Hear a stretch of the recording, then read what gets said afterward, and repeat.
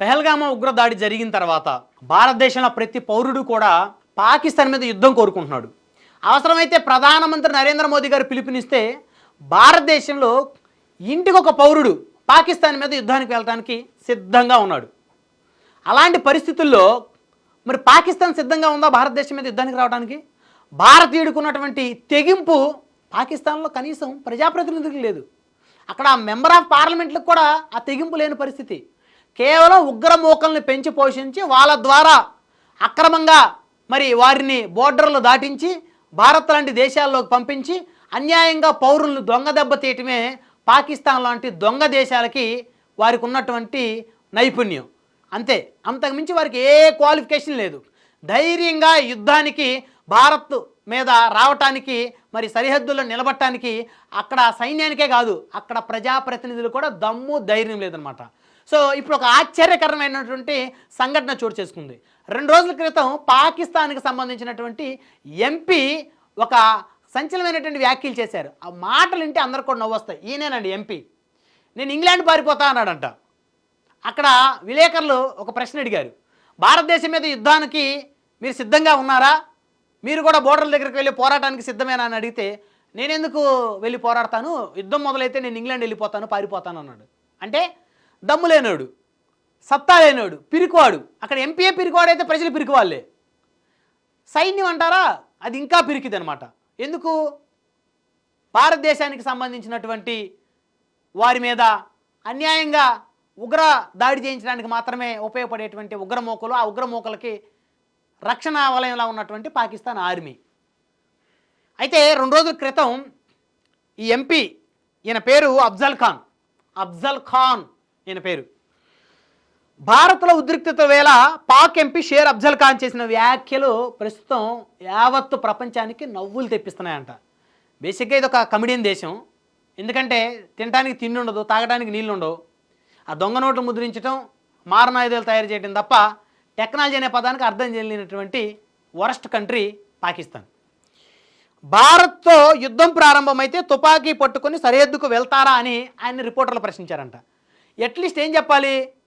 లేదు నేను ఖచ్చితంగా వెళ్తాను, నేను ఒక్కడిని అటొక చేతికి ఇటొక చేతికి 2 గన్స్ పట్టుకొని భారత్ మీద యుద్ధానికి వెళ్తానని చెప్పాలి నిజంగా ధైర్యవంతుడైతే. భారత్లో ప్రతి పౌరుడు ఏం చెప్తున్నాడు? పౌరుడు సైతం ప్రధానమంత్రి గారు ఆదేశిస్తే ఇంటికొక పౌరుడు దేశం కోసం ప్రాణాలు అర్పించడానికి సిద్ధంగా ఉన్నాం. పాక్ మీద, బోర్డర్ల మీద కాదు, పాకిస్తాన్ దేశంలోకి వెళ్ళి అక్కడ ఉగ్ర మోకలను బయటికి తీసి వారు అంతు చుట్టానికి మేము రెడీగా ఉన్నామని భారతదేశంలో ప్రతి పౌరుడు చాలా ధైర్యంగా, గుండె ధైర్యంతో చెప్తున్నాడు. కానీ ఈ అఫ్జల్ ఖాన్ గారు మాత్రం నేను యుద్ధానికి వెళ్ళను, యుద్ధం మొదలైతే ఇంగ్లాండ్ పారిపోతా అంటున్నాడంట. అలా గనక జరిగితే ఆయన రిపోర్టర్లు అడిగిన ప్రశ్నకి, మీరు గనక వెళ్తారా భారత్ మీద యుద్ధానికని, అలా గనక జరిగితే దేశం వదిలి ఇంగ్లాండ్ వెళ్ళిపోతా అని అఫ్జల్ ఖాన్ చెప్పారంట. అంటే యుద్ధం గనక వస్తే నేనైతే ఇక్కడ ఉండను, దేశం వదిలి ఇంగ్లాండ్ పారిపోతా అన్నాడు. ఇదేంటిది? ఇంగ్లాండ్ వెళ్ళిపోతానంటే పారిపోతానంటే అర్థం. అంటే పాకిస్తాన్ వాళ్ళు దద్దమ్మలు, అసమర్థులని ఆయనకు తెలుసు బాగా. ఆడ ప్రభుత్వం పరిస్థితి బాగలేదని తెలుసు. అదొక దరిద్రమైన దేశం అని తెలుసు. ఆ దరిద్రమైన దేశంలో ఇతను ఒక దరిద్రమైన ఎంపీ అని అతనికి తెలుసు. కాబట్టి నేను ఇంగ్లాండ్ వెళ్ళిపోతా అన్నాడు. ఇక యుద్ధం విషయంలో మోదీ వెనక్కి తగ్గే అవకాశం ఏమైనా ఉందా అని రిపోర్టర్లు ప్రశ్నిస్తే, మోదీ ఏమైనా నా అత్త కొడుకా, నేను చెబితే వింటానికనే సమాధానం ఇచ్చాడంట. కరెక్టే. మోదీ గారికి పాకిస్తాన్లో ఎవడైతే ఈ ఎంపీ అఫ్జల్ ఖాన్ ఉన్నాడో, ఇలాంటి వాళ్ళు చెప్తే ఆయన వినే పరిస్థితి ఉందా? వీళ్ళు వచ్చి కాళ్ళు పట్టుకున్నా సరే ఆయన వినే పరిస్థితి లేదు. ఎందుకంటే అన్యాయంగా, అక్రమంగా భారత పౌరులను అనేక సందర్భాల్లో చంపిన పరిస్థితి. ముంబై దాడులు కానివ్వండి, హైదరాబాద్లో గోకుల్ చాట్లు బాంబు పెళ్ళిళ్ళు కానివ్వండి, అదేవిధంగా అనేకమైనటువంటి బాంబు దాడులు. హైదరాబాద్లో దిల్సుఖ్ నగర్లో బాంబు దాడి, పెహల్గాంలో ఉగ్రమూకలు కాల్చి చంపడం, ఇవి చెప్పుకుంటా పోతే చాలా ఉన్నాయి. కాశ్మీర్ పండిట్లను ఊచకోత కోసిన సందర్భాలు, ఇవన్నీ కూడా ఈ పాకిస్తాన్ ఉగ్రమూకలే. కాబట్టి పాకిస్తాన్ వాడిని అసలు క్షమించకూడదు.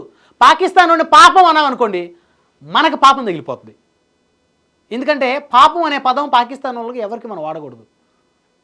సో కాబట్టి యుద్ధం ఖచ్చితంగా 4 రోజులు లేట్ అవ్వచ్చు, కానీ పాకిస్తాన్ మీద యుద్ధానికైతే ప్రధానమంత్రి సిద్ధంగా ఉన్నారని చెప్పేసి పాకిస్తాన్లో ఉన్నటువంటి ఈ అఫ్జల్ ఖాన్ లాంటి బఫూన్ ఎంపీలకైతే అందరికి తెలిసిందే. ఎందుకంటే ధైర్యం లేని పిరికి దద్దమ్మలు. అంటే ధైర్యంగా నువ్వు బోర్డర్ల దగ్గర భారత ఆర్మీతో పోరాటం చేసే ధైర్యం నీకు లేదు. అక్రమంగా భారతదేశంలోకి చొరబడి మా భారత పౌరులను అక్రమంగా చంపడానికి మాత్రం నీ దగ్గర ధైర్యం ఉంది. దాని ధైర్యం అనరు, దాని మగతనం అనరు. సో కాబట్టి పాకిస్తాన్ వాళ్ళు ఎంత నీచ నికృష్టమైనటువంటి వ్యక్తులు అందరికీ తెలిసింది. సో మొత్తానికి ఈ పాకిస్తాన్ ఎంపీ అఫ్జల్ ఖాన్ చేసినటువంటి ఆ వ్యాఖ్యలు ఏవైతే ఉన్నాయో ప్రపంచవ్యాప్తంగా అందరికీ నవ్వు తెప్పిస్తూ ఉన్నాయి. అందరూ కూడా ముఖం మీద గాండ్రించి ఉమ్మేస్తూ ఉన్నారు. నువ్వేం ఎంపీరో బాబు, నీలాంటి ఎంపీలు ఉండబట్టి ఆ దేశం పరిస్థితి అలా అయిపోయింది. కాస్తైనా రోషాన్ని పౌరుషాన్ని తెచ్చుకోండి కొంచెం అన్నా. ఎందుకంటే మనిషే పుట్టిన తర్వాత మరి ఎంపీగా నువ్వు గెలిచిన తర్వాత కొద్దో గొప్ప అయినా సరే, రోషం లేకపోయినా సరే, పౌరుషం లేకపోయినా సరే కాస్త నూరు పోసుకోండి, కొంచెం ఉన్నట్టయినా నటించండి కనీసం అని చెప్పేసి ప్రపంచవ్యాప్తంగా అందరూ కూడా ఈ పాకిస్తాన్ ఎంపీ అఫ్జల్ ఖాన్ చేసిన వ్యాఖ్యలకి నవ్వుకుంటా ఉన్నారు.